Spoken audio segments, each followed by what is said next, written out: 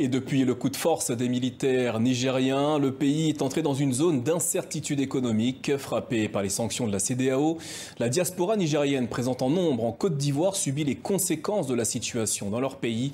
Voyez ce reportage réalisé par Cléophas Mossala et Oumi Diallo. Le visage fermé, Ibrahim assiste impuissant au désastre. La frontière bloquée, ce commerçant nigérien doit désormais acheter des oignons venus d'Hollande. On nous a vendu ça cher ici. Car le Niger est l'un des principaux fournisseurs d'oignons en Côte d'Ivoire. En temps normal, les affaires marchent bien, mais avec les sanctions imposées à Niamey par la CEDEAO, Ibrahim et ses collègues sont au chômage technique. Ça fait 2 semaines qu'on est bloqué à la frontière. On n'arrive même plus à trouver à manger ici. Cette situation est terrible pour nous.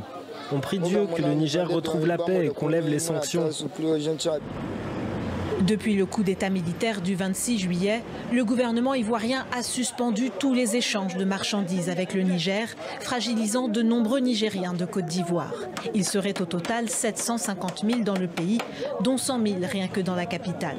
Outre la vente d'oignons, il s'illustre principalement dans le commerce du bois. À Koumassi, la bourse du bois est en ébullition. L'heure est grave car de nombreux employés font vivre leur famille restée au Niger.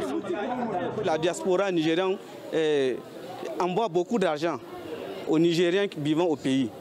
Avec cet embargo-là, on ne pouvait plus envoyer beaucoup d'argent, puisque les banques sont fermées, les transactions internationales, tout est coupé avec le Niger. Donc ça nous affecte beaucoup. Le président Bazoum, toujours retenu par la junte, le bras de fer entre putschistes et CEDEAO se poursuit. Face à la montée des tensions, le Haut Conseil des Nigériens en Côte d'Ivoire appelle la diaspora au calme et à l'union.